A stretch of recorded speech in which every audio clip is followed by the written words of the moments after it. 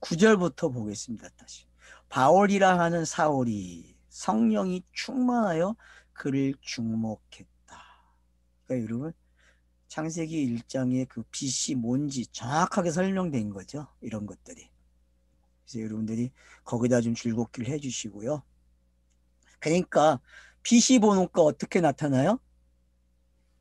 마술사의 모든 것이 쫙 드러나죠. 그죠? 거짓과 악행이 가득한 자. 여러분 이게 지금 구약이 가지고 있는 속성이거든요. 예? 이게 구약이 가지고 있는 속성이에요. 어둠이 가지고 있는 속성이죠. 마귀의 자식이요. 모든 의의 원수요. 주의 바른 길을 곱게 하기를 그치지 아니하겠느냐.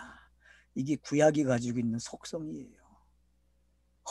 이걸 구약이라고 이야기하면은 좀 미친놈 그럴 사람도 있겠죠. 보나마나. 근데 여러분 미치지 않았습니다. 저는. 이게 구약 맞아요, 여러분. 이게. 거짓, 악행. 맞죠? 구약 성경 읽으면 여러분 거짓과 악행이 일어난다니까요. 그 가지고 있는 속성이 이렇기 때문에요.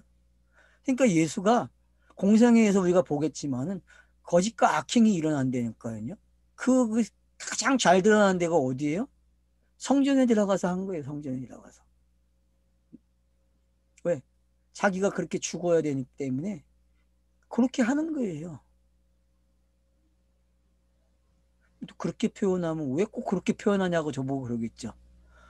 여러분들은 너무 어렵게 표현했으니까 저는 좀 나쁘게 표현해야 그래야 좀 알아듣겠죠. 보라, 이제 주의 손이 내 위에 있으니 너가 맹인이 되어 얼마 동안 해를 보지 못하리라. 꼭 자기를 위하 말하고 있죠. 그죠? 사울이 다메섹 석상에서 장님 될 때의 장면하고 어때? 똑같죠? 이렇게 여러분이 가지고 오셔야 돼, 지금요. 요한복음의 석용 이야기가 이거와 똑같은 거 아니에요. 그래서 눈 떠 있다는 놈들을 석용되게 만들잖아요. 여러분 지금 이 이야기 줄글 때 많아요. 여러분 줄 그세요. 이렇게 찾아가세요. 빨리 스쳐가는 구절들을 다 적어 놓으시라니까. 응? 너가 맹인이 되는데요. 와, 이게 복이죠? 이게 저주가 아니에요. 복이에요. 여러분 이 사람에게. 성령 읽기 하면 이 일이 일어나야 돼. 자연스럽게요. 근데 안 일어나니까 문제라니까. 도망가. 요리조리 미꾸라지 마냥 샥 빠져나가. 미끄러져 갖고 싹 빠져나가고 잡으면 미끄러져 싹 빠져나가고. 이게 성경 읽기 하는 사람들이 습관이니까요, 여러분. 성경 읽기 그렇게 하지 마세요. 성경이 잡으려고 하면 잡히세요. 금일에 잡혀야 돼요, 여러분. 그래서 옛것이 버려지고 새 것으로 나와야 돼요. 그물 비유가 그런 거예요, 여러분.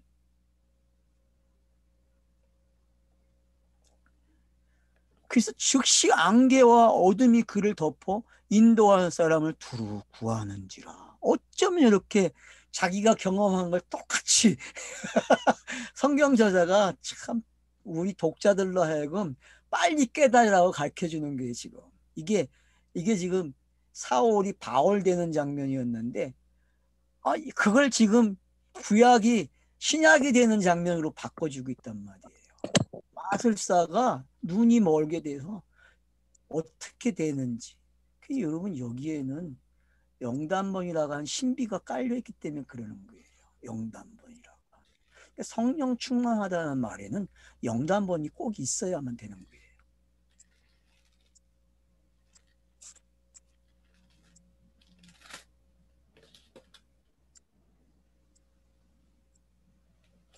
그래서 얼마 동안 해를 보지 못해요. 무덤에 있는 시간이죠. 그죠? 무덤에 있는 시간이에요. 즉시 안개와 어둠이 그를 덮어 인도할 사람을 두루 구하는지라. 이에 총독이 그렇게 된 것을 보고 믿으며 주의 가르침을 놀라게 여기니라. 그래서 합의가 된 거죠. 총독이라는 사람은 구약과 신약을 다 갖게 되는 거예요. 재밌죠, 여러분. 이 총독의 역할이. 그러니까 여러분 로마서 13장에 나오는 그 지도자들이 바로 이런 거예요. 이게 하나님의 말씀을 거스르지 않는 자죠. 그죠? 거기에 나오면은 보면 본문에 13장에 원수 있는 자에게 복종하라고. 예, 그 뒤에 보면은 이런 자들에게 하라고 그러거든요. 하나님의 말씀을 거스르지 않는 자. 거스르지 않는 자의 모습이 바로 이런 청독의 모습이에요. 그래서 항상 선과 악으로 사용이 돼요, 이들은요. 근데 지금 본문에서는 이들을 뭘로 써요? 청독을? 섬에 걸맞는 말을 가지고 있단 말이에요. 그래서 그를 지혜로운 자라고 했고 그 지혜가 지금 밝히 드러나고 있는 거죠. 그래서 옛 것과 새 것을 가진 사람이 되는 거예요. 근데 마술사와 놀던 사람이 마술에서 끝내고 이제 어떻게 해요? 새로운 걸 갖게 되는 거죠. 비유가 벗겨지고 새 것이 진리를 깨닫는 순간이 되는 거죠. 그래서 성경이 이렇게 고백을 하고 있어요. 총독이 놀랬다. 그러면 보세요. 놀랬다는 단어가 공관복음서에 언제 나타납니까? 가르칠 때와 성령의 역사가 일어나서 병이 고침을 받을 때 놀랬다라는 표현이 되어져 있어요. 마찬가지죠. 베드로도 설교할 때 그런 일이 일어났어요. 여기도 똑같이 기록을 해줘요, 저자가. 왜? 베드로와 바울이 이렇게 똑같이 가주는 거예요. 그래서 이 둘의 쌍수가 어떻게 하나를 가지고 가는지 우리가 주시해 봐야 된다 그랬죠. 예. 그래서 이제 13절부터 이제 바울의 설교가 시작이 되는 거예요. 바울과 및 동행하는 사람들이 바보에서 배 타고 밤빌리아에 있는 버가에 이르니, 자 이제 이동을 했어요. 버가로, 밤빌리아라는 데로. 자, 그러니까 밤빌리아로 가니까 어떤 일이 또 일어납니까 이제?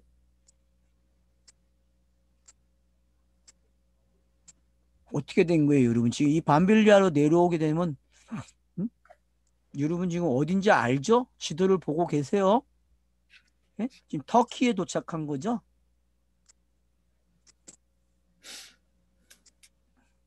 터키에 여러분 이제 도착을 한 거예요, 벌써.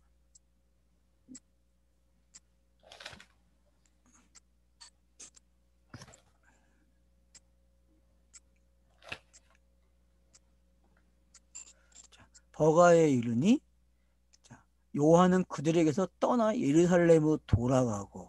자, 희한하죠. 요한이 돌아가요, 예루살렘으로요. 왜 돌아갈까요? 자기 일이 끝났죠. 어떤 일이요? 사울이라고 하는 바울이 가르쳐서 성령 충만한 사람이 나오니까 총독이 나오니까 가버려. 왜요? 가도 돼. 누가 또 있어요? 요한 대신 할 사람? 바나 바나바. 바나바. 바나바가 있으니까 가는 거예요. 예루살렘이에요.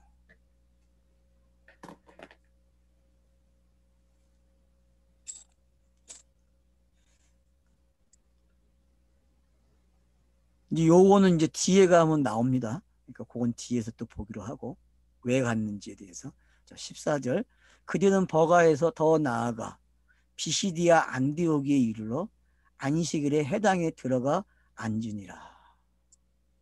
그래서 이제 안디옥이라는 곳이 두 군데가 있어요. 그리고 꼭 기억해야 돼. 사도행전에 안디옥이 두 군데 있다는 거. 비시디아 안디옥하고 또 어디에 있어요? 응? 수리아 안디옥. 여러분 꼭 기억하세요. 그러니까 안디옥 교회는 수리아에 있는 거예요. 비시디아 안디옥은 제2의 모습이죠. 그러니까 여러분 같은 거를 읽으세요. 똑같은 언어 유희예요, 지금. 장소만 다를 거든요. 성경 저자는 지금 같은 의미로 가져가는 거예요. 비시디아 뜻이 그 복숭아 같은, 이게 또 좋은 아주 멋진 그런 뜻입니다. 그렇죠. 그러니까 안디옥 교회가 이전에 왔다니까 지금 일로 업그레이드 업그레이드 업그레이드는 왔다니까. 안 그러니까 되었겠죠. 언어의 유희를 여러분 이렇게 쫓아가세요. 언어의 유희를. 그러니까 단어로만 공부하면 진짜 재미없어요. 근데 이렇게 읽으면 재밌어요. 거기서도 마찬가지로 어디 들어가요? 해당에 들어가요. 그리고 누구에게 가르치겠어요? 당연히 유대인들이 해당이 있으니까 유대인들에게 먼저 가르쳐요. 그러니까 왜 사도 바울이 로마서에서 서신서에 보면 유대인에게 먼저 그 다음 이방인에게 갔다고 하는 게 이제 이게 차서를 읽어줘야 되지 성경이 땅에 들어오는 차서라는 걸 꼭 이해하셔야 돼요. 세대주의자들처럼 읽으면 안 됩니다.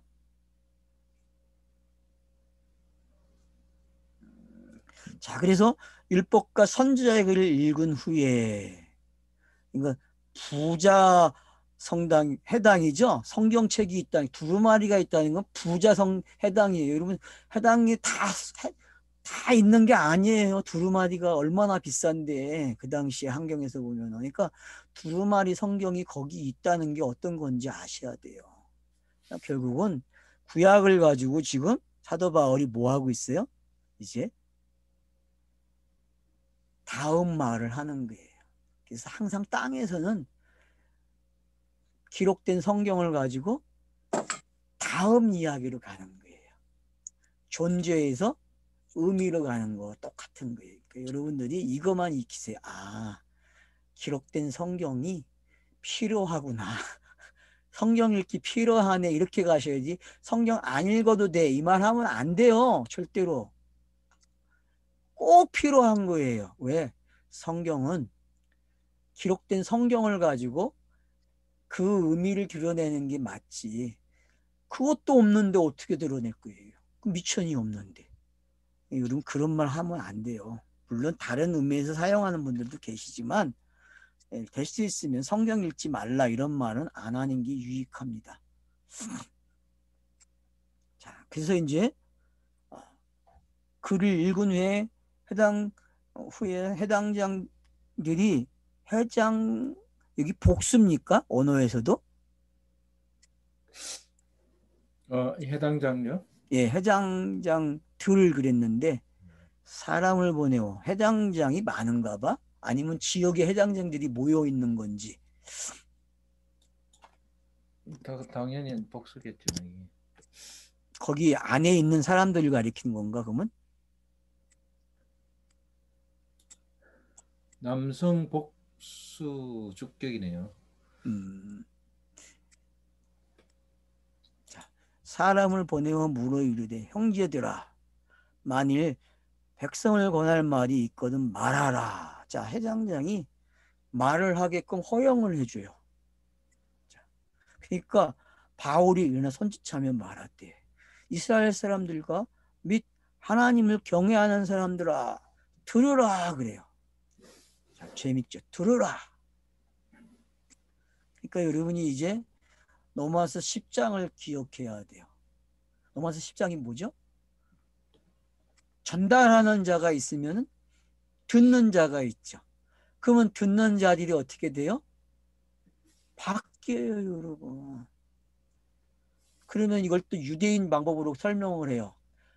아, 해당에서 책이 다 없으니까 읽어주는 사람이 있고 듣는 사람이 있는 거 아니냐. 이렇게 설명을 해요. 맞아요. 이 설명도 틀리다고 할 수 없어요. 요한계시록에서도 보면은 읽는 자가 있고 듣는 자들이 있죠. 그래서 단수와 복수로 이야기하죠. 그래서 지키는 자들이 복 있다라고 이야기하듯이. 그러면 그게 세대주의가 말하는 그런 거예요? 아니에요, 여러분. 복음 시대에 기록된 성경이 읽어지는 게 어떤 건지 설명하는 거예요. 읽어지는 게. 그러니까 로마서 10장을 여러분들이 잘 이해를 하셔야 돼요. 그 속성이 뭔지. 그걸 자꾸 세대주의적으로 이해를 하면 안 돼요. 지금 그냥 복음이 전파되는 그 말, 그 음성 그런 게 아니란 말이에요. 그런 게 아니에요. 그러니까 복음 시대라는 게 어떤 건지 빨리 여러분들이 이해를 하셔야 돼요. 복음 시대의 속성을 이해하셔야만 이 말이 선포되는 게 뭔지 알아요. 그래야 넘어서 10장의 의미를 여러분들이 깨닫게 돼요. 그러면은 9장과 11장이 왜 이방인과 유대인을 언급하면서 그 말이 나왔는지 알게 된다니까요. 결국 긍휼을 베푼다는 거는 복음이 만들어졌기 때문에 긍휼을 베푸는 거예요, 여러분. 진노에 가다 놓은 사람들을 하나님이 복음을 전하기 위해서 예? 어떤 일을 하셨는지 그런 차서들이 지금 여기에 다 기록이 되고 있는 거예요. 그래서 해당 장이들이 바울 보고 야, 네 계속 말하래요. 자, 이제 그래서 말을 하기 시작해요. 자, 여기 이 설교 17절부터 나오는 설교를 여러분 스테반의 설교와 베드로의 설교를 갖다 놓고 보셔야 됩니다. 혼자 집에서 꼭 확인하셔야 돼요. 성경을 세 권 펴놓으세요니까 알았죠?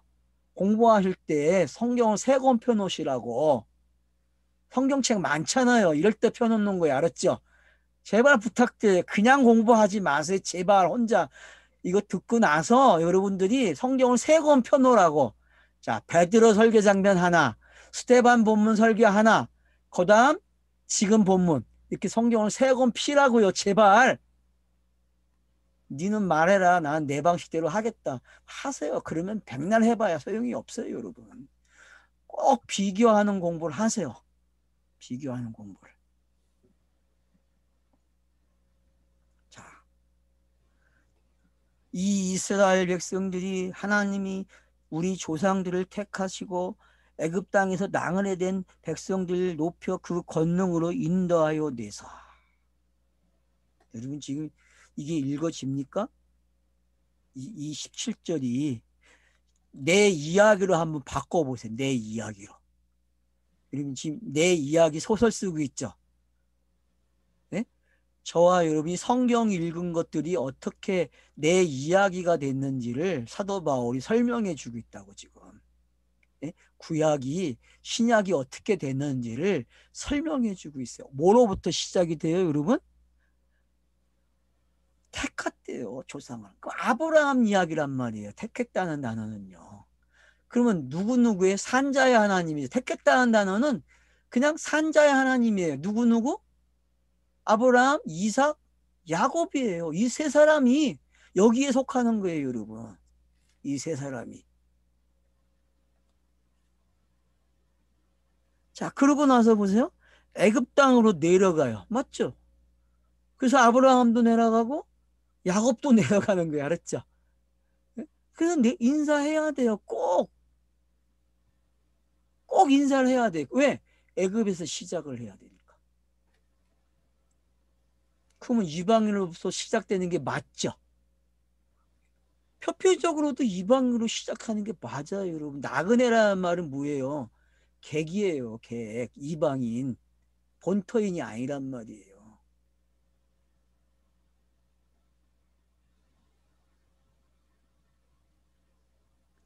그래서 어떻게 해요? 권능으로 이끌어내셨대. 6월절 경험한 거죠, 그죠?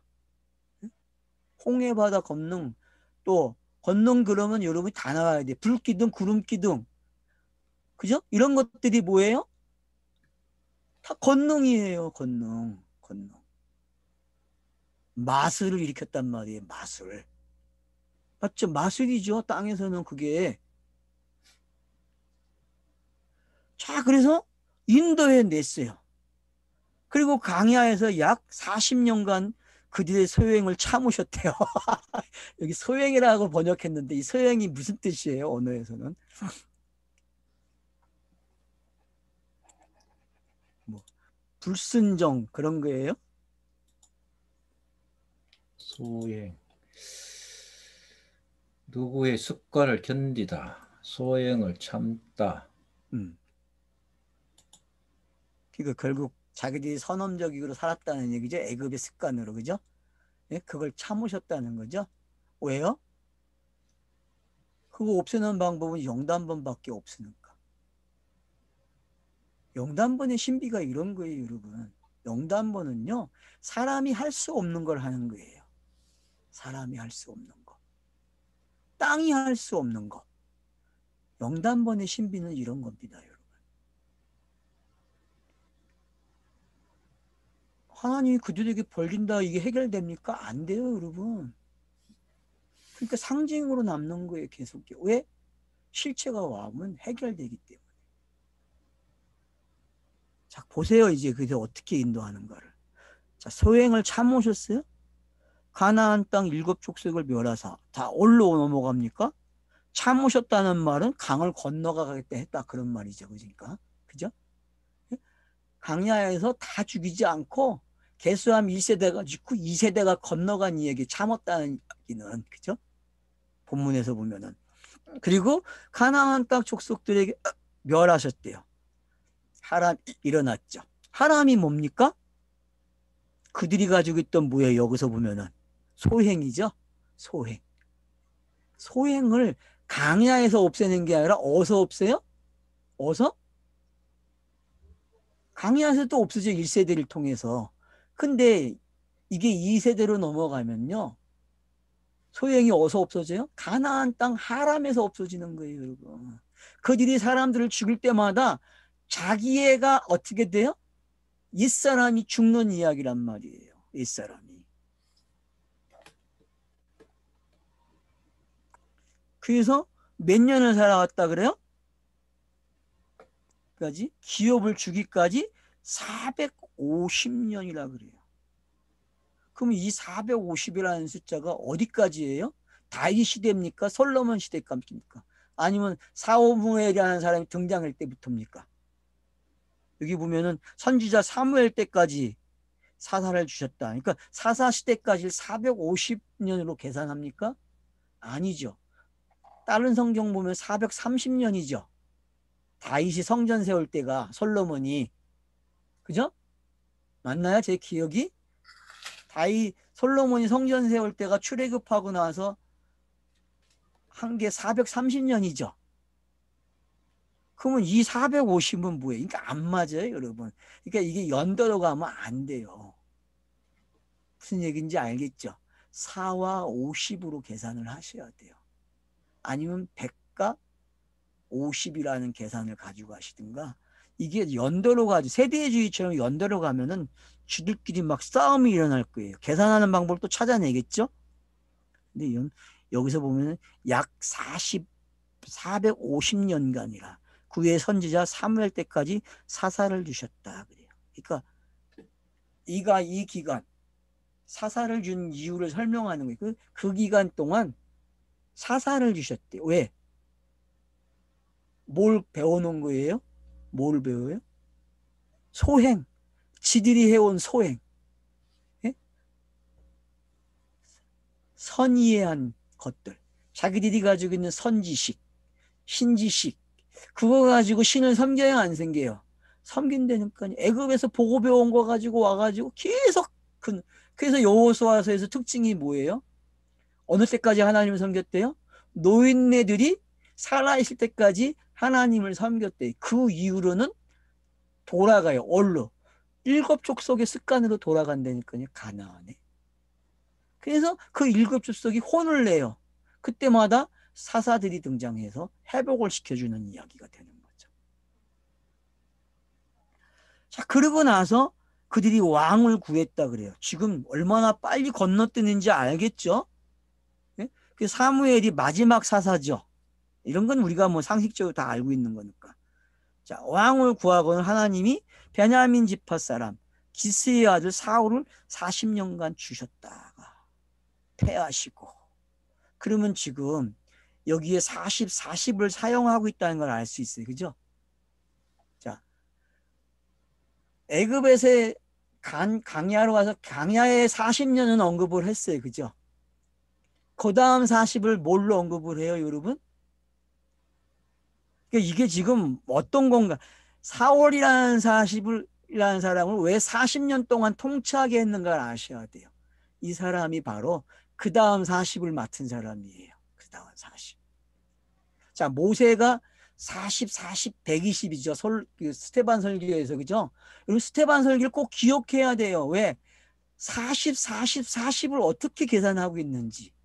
근데 여기서는 또 어떻게 가져가요? 지금 강야의 40하고 또 어디를 40을 가져가요? 사울 왕의 40을 가져가요. 자, 그 다음 보세요. 자, 그래서 어떻게 해요? 패하여요. 왜요? 40이라는 숫자가 되면 패하여진다니까? 다음으로 넘어가야 되기 때문에. 그래서 땅에서 사는 뭐라 그랬어요? 완성이라 했잖아요. 그러니까 40이 채워지면 완성이 되는 거예요. 그래서 사울이 누구에게 넘어가야 돼요? 바울로 넘어오듯이 다윗에게 넘어가는 거예요. 다윗에게. 그래서 폐하세요. 그럼 이 말은 뭐예요? 율법이 폐하여지는 거죠. 그러면 이게 지금 율법이 폐하여지는 것을 읽어집니까? 예? 그래서 히브리서에서 폐하여졌다 그래요.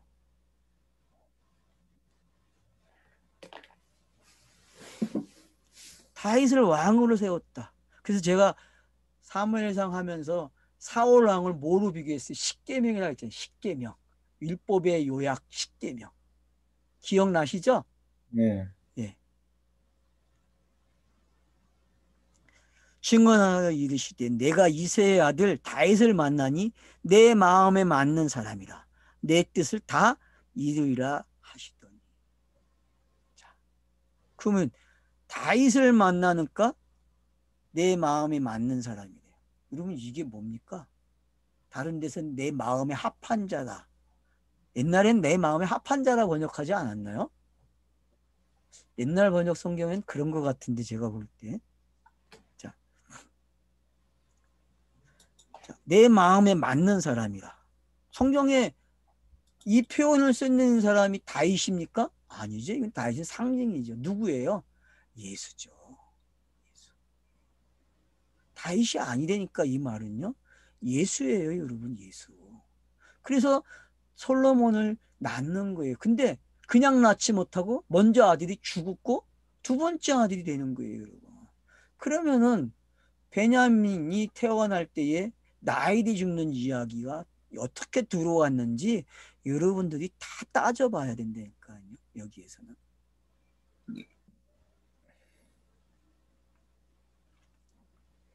그러니까 여러분 다윗이라는 인물이 왜 바세바를 범하는지 이제 이해가 되십니까? 예? 아들이라는 계시가 들어오면은 바세바를 만난다니까요. 땅을 만나면요. 이미 결혼해 있다니까 이것들이 다른 신하고 선험적인 지식이. 맞죠? 선험적 지식이 간음이잖아요, 여러분.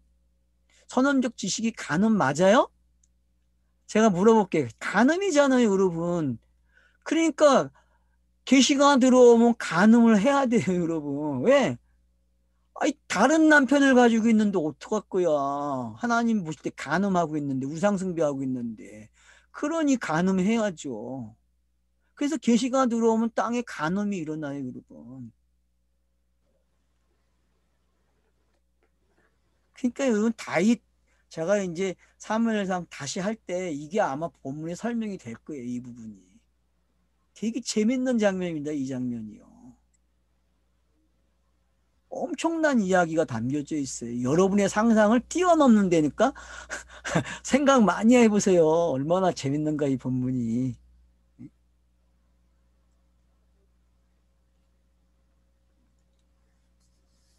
그래서 내 뜻을 다 이루리라 그래요. 여러분 솔로몬이 태어나는 게 내 뜻이죠. 그러니까 다윗에게 준 언약이 뭐예요? 자기의 뜻이죠. 그러면 그 언약의 내용이 뭐예요? 지적한 아들이에요. 근데 그게 솔로몬입니까? 아니죠. 솔로몬은 상징이죠. 누구? 예수. 육신으로 오는 그 예수가 솔로몬이라니까요. 그리스도로 나오는 게 솔로몬 아니에요? 예수가?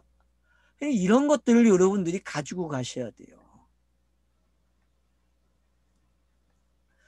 하나님이 약속하신 대로 이 사람이 후손에서 누가 태어나요? 이스라엘의 구주를 세우셨으니까 그러니까 여러분 사무엘하 7장에 나오는 그 언약이 다윗 언약이 여기서 해석이 되는 거예요. 알았죠? 예? 사무엘하 7장에 나오는 다윗 언약 우리가 흔히 다윗 언약이라고 그러잖아요. 그 언약을. 그 언약을 지금 이렇게 해석하는 거예요. 이렇게. 누가 태어났다? 예수가 태어났다. 예수가. 이게 여러분 사무엘서 사무엘 후서 7장을 푸는 메시지예요. 알았죠? 정확하게 풀어주는 거예요. 공생애에 등장한 그 예수가 그리스도라 칭하는 그 예수가 왜 유대 가문에서 태어난지, 다윗의 후손이 됐는지, 그래서 아브라함과 다윗이 왜 거기에 마태복음 1장 1절에 언급이 됐는지, 그런 이유들이 지금 다 설명이 되고 있단 말이에요. 그가 오시기에 앞서. 자, 그가 오시기에 앞서 요한이 먼저 회개의 세례를 이스라엘 모든 백성에게 전파하니라. 이건 우리가 마태복음에서 봤기 때문에 되게 쉬운 구절이 된 거예요. 그죠?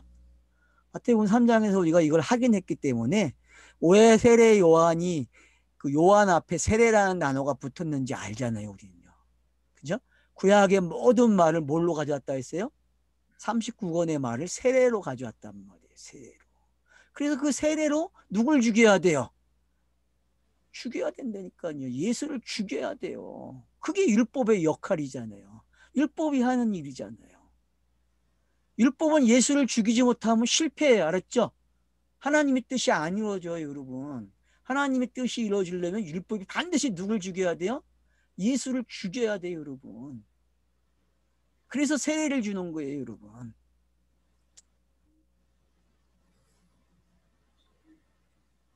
그래서 이스라엘 모든 백성에게 세례를 왜? 이게 예수 안에서 죽는 그림이 되는 거죠. 그죠?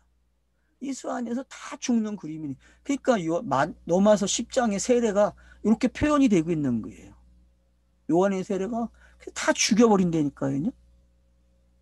요한이 그 달려갈 길을 마칠 때에 말하되 너희가 나를 누구로 생각하느냐? 나는 그리스도가 아니라 내 뒤에 오시는 이가 있으니 나는 그 말에 내 신발끈을 풀기도 감당하지 못하리라. 마가복음 1장 7절을 인용했다고 나와 있는데 여러분 요한복음도 이 표현을 하고 있어요. 그래서 여러분 거기다가 요한복음 1장도 첨부를 해주세요.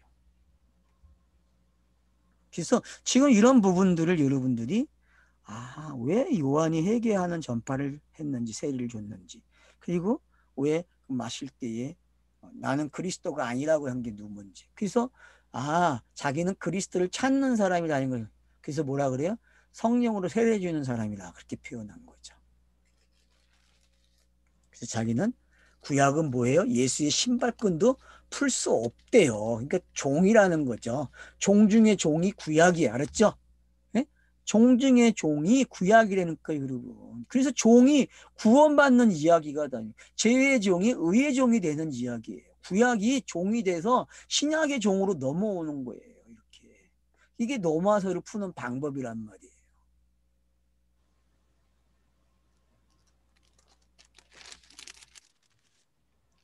형제들아 아브라함의 후손과 너희 중 하나님을 경외하는 사람들아 이 구원의 말씀을 우리에게 보내셨거늘.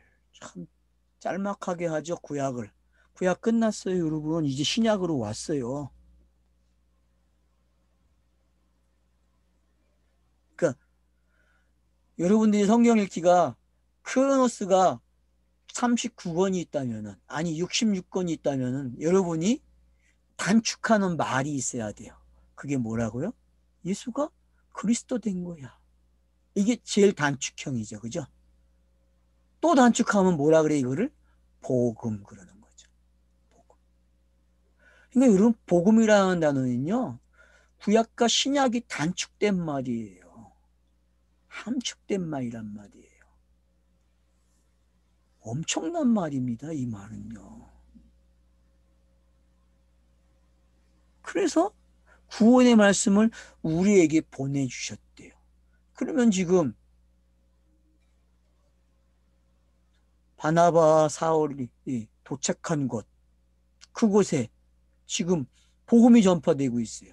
구약의 말씀을 통해서 지금 너희들까지 오는 이 과정을 다 설명을 해서 설파를 해줬어요. 그러면은 듣는 자들이 어떻게 했어요? 어떤 일이 일어나겠어요? 지진이 일어나겠죠. 그죠? 지진이 일어나니까 어때요? 선언적 지식이 다 무너지겠죠. 그죠? 무너지고 새로운 지식이 세워지는 거예요. 그 위에. 부셔버려요, 여러분. 그래서 모래 위는요, 반석을 세울 수 없다는 게 뭔지 아셔야 돼요. 모래 위에 어떻게 세웁니까, 여러분? 집을 못 져요. 반석 위에 집어야죠. 근데 그냥 반석 위에 집니까? 아니죠. 거기서 샘물이 나와야죠.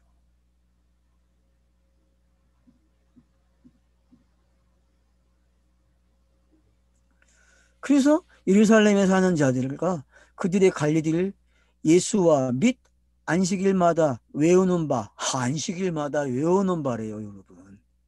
선지자들의 말을 알지 못함으로 예수를 정죄하여 선지자들의 말을 응하게 하였도다. 여러분 27절을 곱씹어 보세요. 이게 지금 교회가 반복하고 있는 내용이죠. 교회가 매주 반복하는 설교의 내용이 이래요, 여러분. 넘어오질 못해요. 유대인들이 하는 습관하고 똑같은 짓을 하고 있다니까요. 옛사람, 선험적인 걸 이렇다고 표현하고 있는 거예요, 지금요.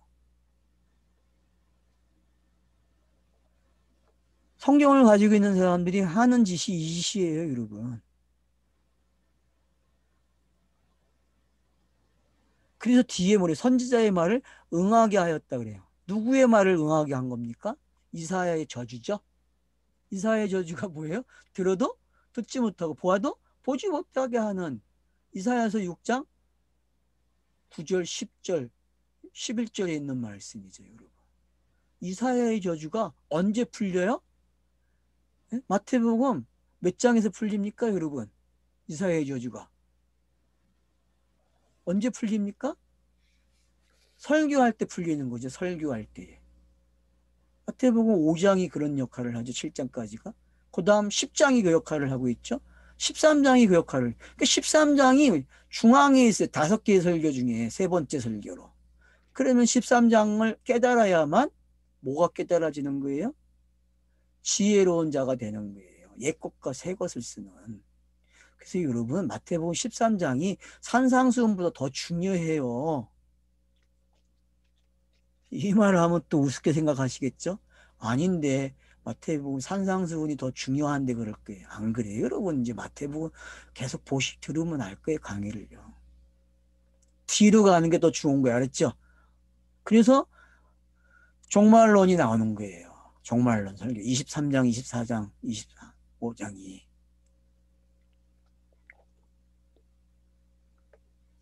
그러니까 산상수훈은 종말론까지 가야 깨닫는 거예요, 여러분. 그냥 깨닫지 못해요.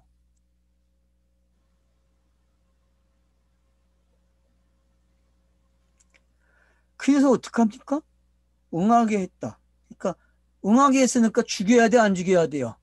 죽여야지. 듣지 못하는데 어떡할 거예요? 예수의 그 공생의 사역을 듣지 못하니까 죽일 수밖에 없죠. 그게 응하게 하는 거예요. 그것도 또 참 재밌죠. 그게 신비라니까? 듣지 못하면 죽이는데 문제는 듣지 못한 게 아니라 들었기 때문에 안 죽인다니까. 선언적인 걸 죽여야 되는데 안 죽여. 왜요? 들리니까. 참 아이러니죠.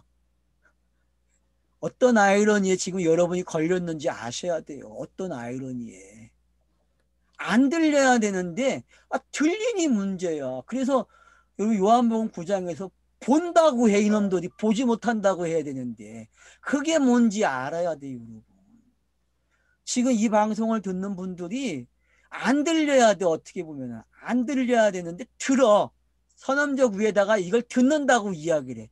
여러분 선언적인 게 안 죽고 들린다? 그러면 아직 배가 더 불러야 돼. 내일의 양식도 오늘의 양식을 못 먹어요. 여러분은 과거의 양식을 먹고 산다니까. 금식한 게 아니라니까. 금식을 하세요, 여러분. 금식을. 4대행전 13장에 넘어오면 금식과 기도로 시작했다고.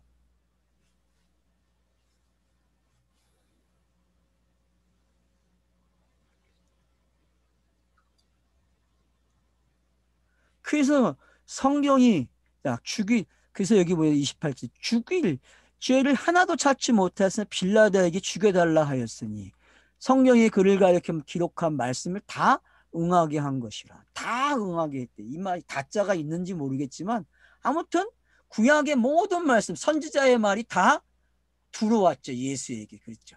예수에게 들어온 거예요. 여러분.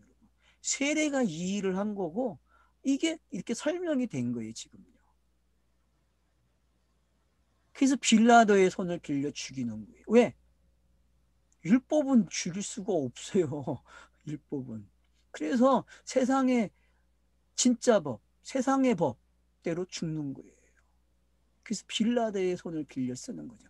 그래서 왕들에게, 권세자들에게 복종하라는 거예요. 왜? 저들은 하나님의 뜻에 거슬리지 않는다니까요. 지금도 마찬가지예요. 지금의 대통령들 이러면 하나님의 뜻에 거슬리지 않고 자기 일들을 잘 하고 있어요. 아니, 이게 맞아요? 맞아요, 여러분. 좋다 나쁘다 하지 마세요. 그냥 저들이 하나님의 일을 하고 있다고 그렇게 보세요. 그럼 어느 날 보이게 될 거예요. 그래서 뭐 선한 사람, 나쁜 사람 그렇게 얘기하지 마세요. 그들은 그냥 성경을 응하기 위해서 필요한 사람들이에요. 불쏘시개예요. 부직갱이. 알겠죠? 부직갱이가 뭔지 아시죠, 여러분? 예? 부직갱이는 성경이 계속 쓰는 게 아니에요. 한 번 쓰고 버리는 것들이. 그게 땅의 왕들이에요. 알았어요? 성경의 글을 가리켜 기록한 말씀을 다 응용한 것이라. 후에 나무에서 내려다 무덤에 두었느니라. 죽으심과 부활을 이렇게 기록했어요, 지금. 그래서 완벽하게 낮아지셨죠. 그죠? 그리고 높아지심을 이렇게 기록한 거예요. 그러니까 로마서 1장 2절에서 4절까지 있는 표현이죠. 이 표현이.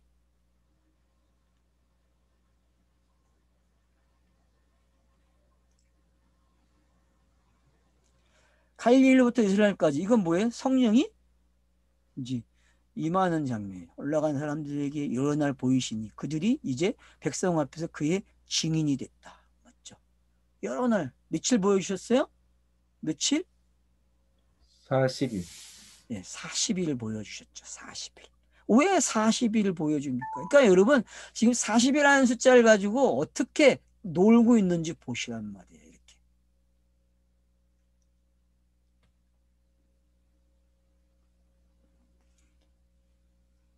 그 증인이 됐대요. 증인. 그러면 이제 성령이 임했다는 걸 알 수 있는 거죠. 그죠? 그럼 사도행전을 지금 축약한 거죠. 그죠? 1장에서 12장까지 추적한 말이에요. 지금 이 말이. 우리도 조상들에게 약속하신 약속을 너희에게 전파하니. 자, 그러면 이제 바나바와 사울이라는 바울이 하는 일이 뭐예요? 요거죠. 그러면 1장에서 베드로가 시작한 그 12장까지의 내용이 같아요, 안 같아요? 같아요, 여러분. 아, 근데 이방인이 되는 걸 배우래. 참 신기해요, 여러분. 이게 여러분 곱씹어야 될 내용이라니까요. 다른 거 없어요. 여러분이 스데반의 설교나 베드로의 설교를 이제 집에서 분석해 보세요. 그럼 뭐가 다른가? 똑같아요, 여러분. 똑같아. 근데 스데반은 자기가 예수가 돼서 죽어. 스데반은. 그게 좀 진전되죠, 그죠? 그럼 여기 오면 뭐가 돼요? 이젠 성령의 시대이기 때문에 죽는 것도 없어. 그냥 전파야, 전파. 그리고 내용 속에서 죽는 걸 가르쳐주고 있어요. 거듭남을 가르쳐주고 있단 말이에요. 지금 차소가 어떻게 넘어왔는지, 지금까지 어떻게 왔는지 그 과정을 설명해 줬어요. 그러면 설교라는 게 뭔지 알겠습니까? 어서부터 시작해야 돼? 땅에서는요. 계시의 시작부터 시작해서 지금 여기까지 어떻게 복음이 왔는지를 설교하는 거예요. 그 차서를. 이걸 3일길 설교라고 하는 거예요. 3일길. 설교는 3일길 설교를 해야 돼요. 그럼 3일길로 끝나야 돼요? 아니죠. 그게 하나로 끝나야죠. 성령이 오셨으니까.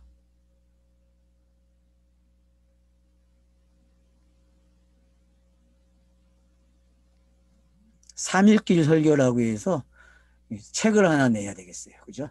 목사님, 3일길 설교 책을 하나 내서, 그래서 설교의 모범을 하나 만들어내세요. 아이디어를 하나 내셔가지고 장로님도 하시고 두 분이 좀 하나 내서 책을 그냥 삼일길 설교 얼마나 좋아요, 그죠? 무한하잖아. 신약이든 구약이든 삼일길도 다 풀어지니까. 우리 메시지 전달 그렇게 해야 돼요. 그렇죠. 그렇게 하면 진짜 좋죠.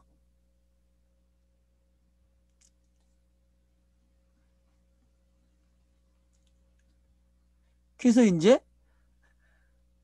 시편을 인용하죠. 33절에서. 곧 하나님이 예수를 일으키사 부활한 거죠. 일으켰다는 말은 우리 자녀들에게 이 약속을 이루게 하셨다 함이라. 그래서 아들이 되는 거죠. 그죠? 그러니까 로마서 2장을 여러분들 1장 2절로 4절이 어떤 건지 꼭 깨달아야 된다니까요. 그걸 모르면요. 이게 사도행전에서 이런 걸 체크를 안 해서 로마서로 넘어가면 안 돼요. 그게 안 읽어져요, 여러분. 이미 사도행전에서 확인하게 해놓고 있죠. 그죠? 사도 바울이 자기의 말투를 다 기록을 해줘요. 누가가. 그러면 요 흔적을 가지고 로마서 1장 2절에서 4절을 사도 바울이 말하는 복음을 확인시켜 주는 거예요, 지금요. 이걸 알아야만 로마서가 읽어진다니까요. 이걸 모르니까 로마서가요, 안 읽어지는 거예요. 그러니까 성경은 차근차근 읽어야 되지 뛰어넘게 하면 안 돼. 알았어요? 그냥 편집된 대로 여러분 순서로 읽으세요. 순서로. 제발.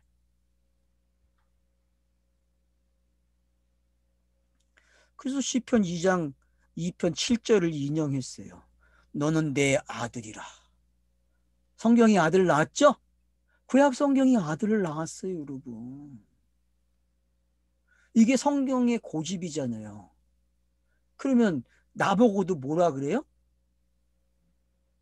네? 로마서에서 아들이라 그래요, 여러분. 아들. 그래서 아바라 불러요. 로마서 8장 가면요. 그러니까 여러분 아바라는 말이 이게 어떤 말인지 아셔야 돼요. 아바라는 찬성 있죠? 네? 복음성 있잖아요. 한번 오늘 그거 한번 들어보세요, 여러분. 누가 올려주면 좋겠네. 여기다가 유튜브에 있는 거 하나 받아가지고 올려놓으세요. 걸어놓으세요. 아바. 그 찬양이 얼마나 제가 넘어서 가르칠 때 중국에서 한적들을 가르칠 때에 그 찬양을 자기들이 부르더라고. 아, 그래서 이들이 알아먹었구나.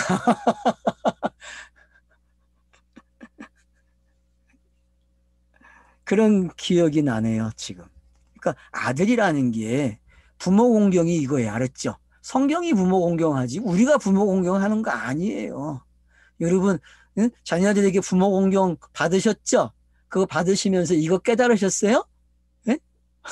성경이 아들을 낳는다니까 그 하나님이 엘로힘과 삼위일체 그 명칭을 사용해 가지고 아들을 낳았다니까.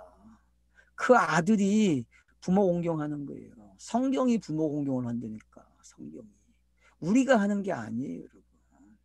우린 단지 거기에 덤으로 참여하는 거예요, 은혜로.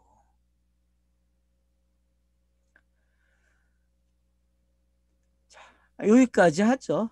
오늘 33절까지 아들 이야기까지 보겠습니다. 오늘은 우리가 여러분이 알기 말한 것 외에 쉬는 시간에 너무 많이 이야기했어요. 그래서 시간이 많이 흘렀지만 강의 시간은 여기서 끝내겠습니다. 네, 감사합니다. 김만하겠습니다. 예.